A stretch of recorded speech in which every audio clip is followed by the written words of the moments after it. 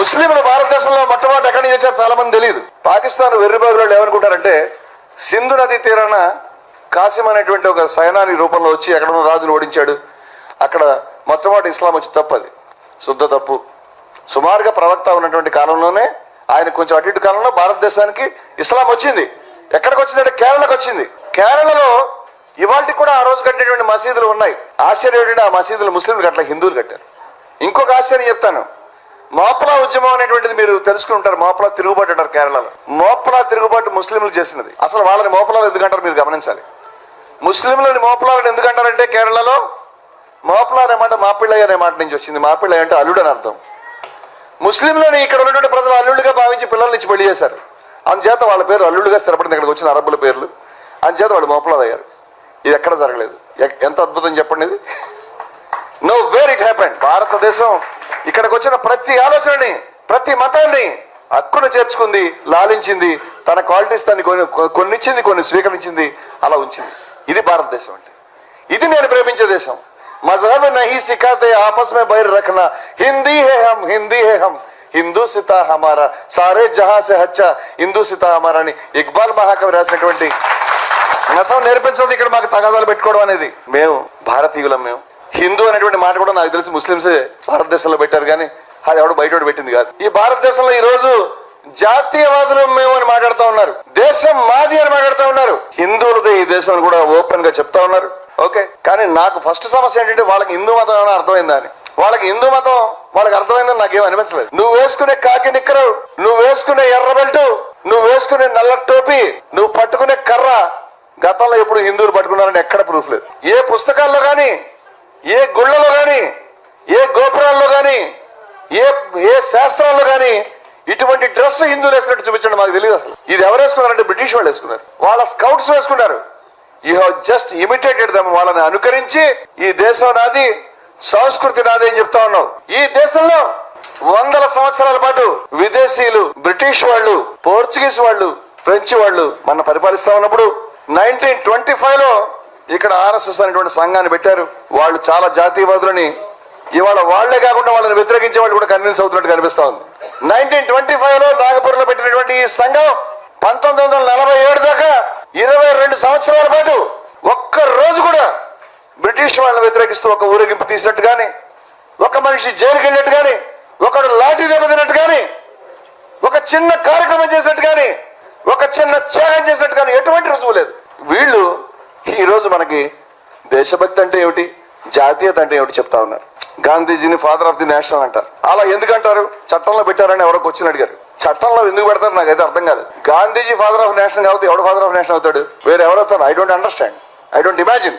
కానీ దౌర్భాగ్యం ఏంటంటే ఫాదర్ ఆఫ్ ది నేషన్, జాతి పిత అయినటువంటి గాంధీజీని ఆగస్టు 15 మనకు స్వాతంత్రం వచ్చిన తర్వాత సెప్టెంబర్, అక్టోబర్, నవంబర్, డిసెంబర్, జనవరి 5 నెలలు దాటి మనం భరించలేకపోయినాం. 5 నెలలు కాల్చి చంపాం మన తండ్రిని. మనం we have killed him. British వాళ్ళు చంపలేదు, భారతీయులు చంపారు. ముస్లింలు, క్రైస్తవులు కాదు, హిందూ చంపాడు. వాళ్ళు చేసిన దేశభక్తి కార్యక్రమంగా దాన్ని వాళ్ళు చెప్పుకుంటా ఉన్నారు. నువ్వు బ్రిటిష్ వాళ్ళకి వ్యతిరేకంగా పోరాడలేదు. బ్రిటిష్ వాళ్ళకి వ్యతిరేకంగా పోరాడుతూ ఈ దేశంలో ప్రజల గురించి తన సర్వస్వాన్ని, తన నెత్తుని, ఎముకల్ని వెచ్చించిన వ్యక్తిని కాల్చి చంపావు నువ్వు.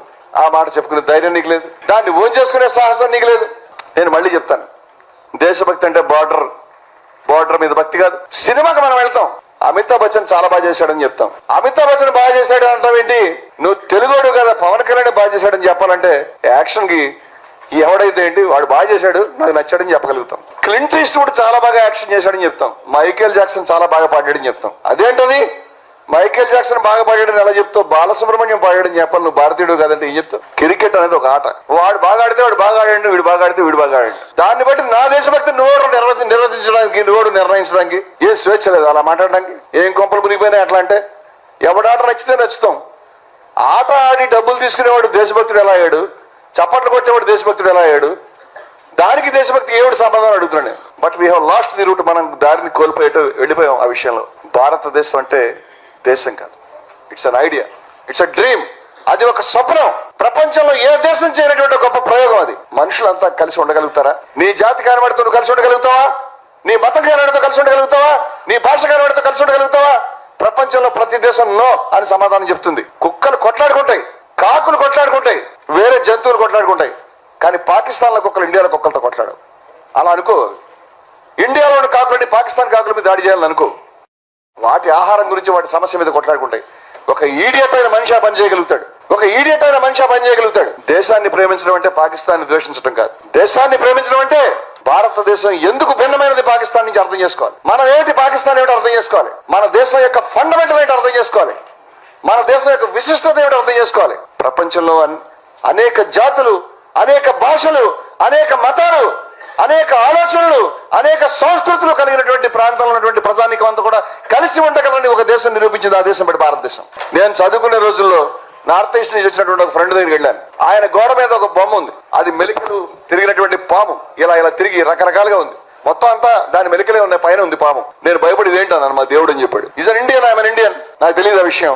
భారతదేశాన్ని నిర్వచించడం ఇంపాసిబుల్, ఒక సూత్రాన్ని కట్టబెట్టడం ఇంపాసిబుల్. సోనియా గాంధీని విదేశీయురాలని చెప్పడానికి ఉమాభారత్ ఏం చెప్పిందంటే, కర్వా చౌత్ అనేటువంటి పండుగ నీకు తెలుసా అని అడిగింది. కర్వా చౌత్ అనేటువంటి పండుగ ఉత్తర భారతదేశంలో వాళ్ళ భర్తలు బాగుండాలి, వాళ్ళ భార్య చేసుకుంటారు. మాకు తెలియదు, మేము భారతీయులు కదా. దక్షిణ భారతదేశం ఆవిడికి తెలియదు, మేము భారతీయులు కదా. నువ్వు చెప్తున్న జై శ్రీరామ్ అనేటువంటి నినాదం దక్షిణ భారతదేశం ఆవిడికి తెలియదు. నేను రణబేర సభలో చాలా చోట్ల చెప్పాను, ఒంటిగా ఉండేటువంటి రాముని పూజించే సంప్రదాయం మాకు లేదు అసలు. రాముడు, సీత, లక్ష్మణుడు, హనుమంతుడు ఉంటే పూజిస్తాం మేము. భద్రాచలంలో కానీ, ఒంటిమిట్టలో కానీ, మీ ఊళ్ళో కానీ అన్ని చోట్ల కూడా దేవాలయాలు అదే విధంగా ఉన్నాయి. నువ్వు ఒక రాముని తయారు చేసి పెట్టావు, అది అరిష్టం అని మేము నమ్ముతాం. ఒక ఒంటి రాముడిని మీ ఇంట్లో ఎక్కడ పెట్టుకోరు మీరు. మీ ఇంట్లో ఉండే క్యాలెండర్లో కూడా పట్టాభిషేకం ఉంటుంది, మరేదైనా దృశ్యం ఉంటుంది, కానీ ఒక్కడే రాముడు ఉండే విధానం లేదు. నీకు తెలియదు కాబట్టి తీసుకొచ్చి పెడుతున్నావు ఇవన్నీ కూడా. రాముడిని పూజించే వాళ్ళు ఈ దేశంలో లేరు. చాలా మంది దేవుళ్ళని పూజించారు, చాలా మతాలను, చాలా పద్ధతులను, చాలా ఆలోచనలు పూజించారు. రాముడిని హేళన చేసే వాళ్ళు ఉన్నారు. మా జానకి చటాపట్టగా మహారాజు అయితే నీ త్యాగరాజు పాడితే మేము చప్పట్లు కొట్టాం, సంతోషించాం. ఇది మా సంస్కృతి. నీకు ఏం తెలుసు నువ్వు వచ్చి నిర్వచించడానికి పూనుకున్నావు ఇవాళ. ఈ దేశంలో ముస్లింలు ఎలా వచ్చారు ఎవరికి తెలియదు. ముస్లింలు వచ్చి ఏం చేశారో తెలియదు. నేను గమనించినంత వరకు, నన్ను క్షమిస్తే, ముస్లింలు కూడా అర్థం కావట్లేదు ఆ విషయం. భారతదేశాన్ని హిందూ మహాయుగం, ముస్లిం మహాయుగం అని చరిత్ర రాసేటప్పుడు విడగొట్టినటువంటి నేరం బ్రిటిష్ వాళ్ళు చేశారు. వాళ్ళకు ఒక లక్ష్యం, నిన్ను వాడిని విడదీయటం. వాళ్ళ పని సక్సెస్ఫుల్ గా చేసుకుంటూ వచ్చారు.